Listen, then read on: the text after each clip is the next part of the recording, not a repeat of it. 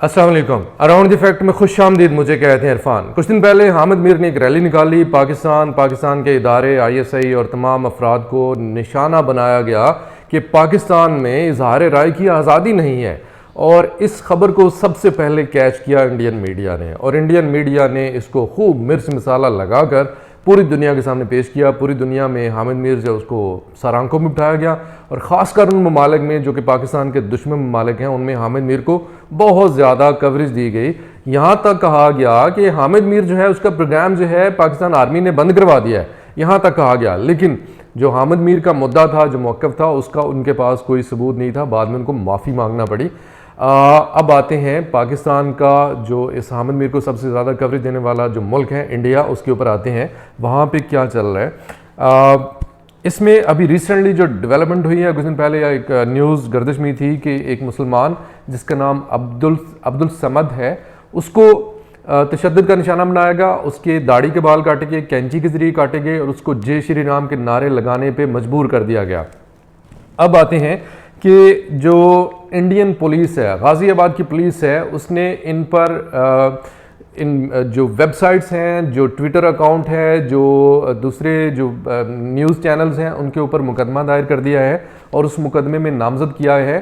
Twitter का जो MD है उसको गाज़ियाबाद पुलिस थाने में बुलाया गया है, और कहा गया है कि वो अपने कवानीन में फ़ौरन जो है उसमें तरमीम करे और कवानीन को फॉलो करे। ये कवानीन जिनका नाम intermediate guidelines and digital media ethics code रखा गया है, इनको फॉलो करे। ये फरवरी में ये जो कवानीन है ये इंडिया में लागू किए गए हैं, और इसके ऊपर मज़ीद जो डेवलपमेंट्स हैं वो आपको सारा कुछ शेयर करता हूँ, बताता हूँ आपको। इसमें सबसे पहले आपको बताऊँ कि किन किन अफराद को नामजद किया गया है। ट्विटर के जो MD हैं, ट्विटर इंडिया के जो मैनेजिंग डायरेक्टर हैं, उनको नामजद किया गया है, उनको बुलाया गया है। इसके अलावा एक सहाफ़ी हैं, उनका नाम है राना अयूब। ये वो सहाफ़ी हैं जिन्होंने गुजरात के जो फसादात हैं उनके ऊपर एक किताब लिखी थी, और उसमें बताया गया था कि उसमें गवर्नमेंट कैसे और किस हद तक इन्वॉल्व थी। ये वाशिंगटन पोस्ट की सहाफ़ी भी हैं। और इसके अलावा अपोजिशन जमात कांग्रेस के 3 जो सियासतदान हैं उनको भी नामजद किया गया है।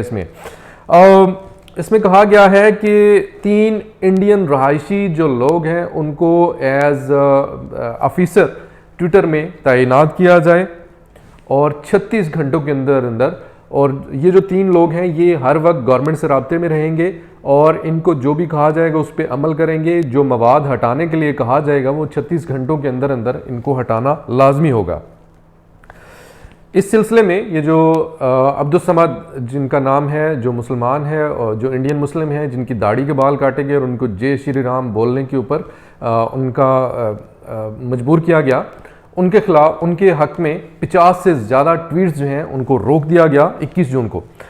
एक जो सोशल मीडिया एक्टिविस्ट हैं नखिल पहवा उनका नाम है, उन्होंने कहा कि जो इंडिया है ये कोई पहला और आखिरी वाक़या नहीं है कि ट्विटर के ऊपर उन्होंने कर रहे हैं, शोरो ग़ौग़ा कर रहे हैं और ट्विटर को लगाम डालने की कोशिश कर रहे हैं। इससे पहले भी बेशुमार जो वेबसाइट्स हैं, जो बेशुमार दूसरी कंपनीज़ हैं, उनके ऊपर बेसिकली ये ट्विटर को दूसरी कंपनियों के लिए मिसाल बनाना चाहते हैं। असल में जो इंडिया है, ये नखिल पहवा के अल्फाज कोट कर रहा हूँ, उनका कहना था कि इससे चीन से, यानी इंडिया को चीन से हसद है। ये इंडिया के इंटरनेट पर गैर मुल्की कंपनियों के अमल पर मज़ीद कंट्रोल चाह रही है, और ये जो चीज़ है ये इंतहाई खौफनाक बात है। ये इंतहाई ज़्यादा खौफनाक बात है। इंडिया जो है ये दूसरा साउथ कोरिया बनता जा रहा है। साउथ कोरिया में आप गवर्नमेंट, यानी जो डिक्टेटर्स हैं वहाँ के, जो उनकी मर्ज़ी के बगैर आप सांस तक नहीं ले सकते। वहाँ पे आप कोई वीडियो नहीं शूट कर सकते, वहाँ पे आप कोई इस तरह का काम नहीं कर सकते। हत्ता कि सदर की जो तकरीर है उसके दौरान आपके हंसने को भी जुर्म करार दिया जाता है। तो ये कवानीन, तो इंडिया जो है आहिस्ता आहिस्ता उसकी तरफ आ रहा है। ये बात सिर्फ ट्विटर तक महदूद नहीं है, इसमें व्हाट्सएप के ऊपर भी पाबंदियां लगाने का इंदिया दिया है। व्हाट्सएप के ऊपर भी पाबंदियां लगाने का कहा गया है। और व्हाट्सएप के हवाले से आपको बता दूं कि इंडिया में 400 मिलियन सब्सक्राइबर हैं व्हाट्सएप के, और इनके ऊपर व्हाट्सएप ने इन नए जो कवानीन है इसके ऊपर, इंडिया के ऊपर इन नए कवानीन के खिलाफ मुकदमा दायर कर दिया है।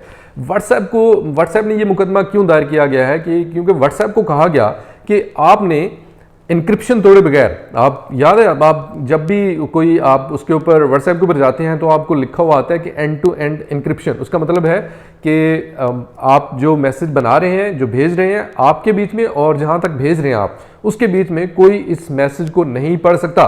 सिर्फ आप पढ़ सकते हैं या एंड यूजर पढ़ सकता है। तो इंडियन जो गवर्नमेंट है, ये कितनी मुज़हक़ाखेज़ बात है, उनका कहना है कि इंक्रिप्शन को तोड़े बगैर इस तरह की तरमीम की जाए जिससे ये पता चल जाए कि इस मैसेज का क्रिएटर कौन है, इस मैसेज को क्रिएट करने वाला कौन है। तो इससे एक नई जो है ये फिज़ा पैदा हो जाएगी जिसमें ये सेंसरशिप जो है ये मज़ीद लागू हो जाएगी इंडिया की।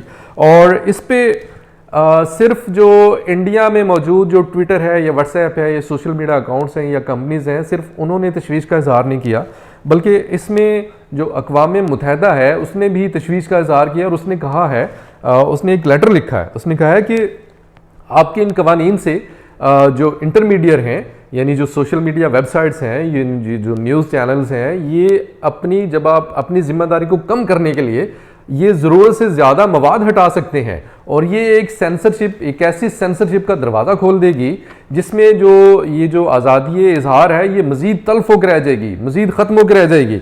और सहाफ़ी जो हैं उनको सेंसर करने की बेसिकली गवर्नमेंट के पास ताकत आ जाएगी। ऑलरेडी इंडिया में सहाफ़ियों को बहुत बुरे तरीके से चुप करवाया जाता है और ये कोई ढकी छुपी बात नहीं है, इस पर बेशुमार चीज़ें जो हैं, बेशुमार जो मवाद हैं वो मौजूद हैं। और इसके अलावा 13 मज़ीद जो मीडिया कंपनी हैं उन्होंने इन कवानीन को चैलेंज कर दिया है और इनके खिलाफ बाकायदा मुकदमा दायर कर दिया है। तो ये है इंडिया और ये है उसका मुनाफिकाना चेहरा, ये उसका दोगला चेहरा कि पूरी दुनिया के लिए वो अलग कवानीन चाहता है, अपने लिए वो अलग कवानीन चाहता है। तो ये जो इस मीडिया, ये जो इंडिया का ये वाला चेहरा है, ये मैं तमाम सबसे गुजारिश करूंगा कि ये पूरी दुनिया को दिखाएं ताकि ये पता चले कि इंडिया का असल रूप क्या है, इंडिया असल में चाहता क्या है। तो ये था इंडिया के हवाले से। व्हाट्सएप के हवाले से याद है कि टिकटॉक जो एक ऐप है उसके ऊपर भी इंडिया में पाबंदी लगाई गई थी और बताया गया था उसकी जो मेन रीज़न थी वो थी चीन, कि चीन की वजह से इसके ऊपर पाबंदी लगाई गई थी कि चीन जो है उसकी कोई ऐप इंडिया में इस्तेमाल नहीं करने देनी। तो ये है इंडिया और ये है इंडिया का असल चेहरा। इरफान को इजाज़त दीजिए। खुदा हाफिज़। पाकिस्तान जिंदाबाद।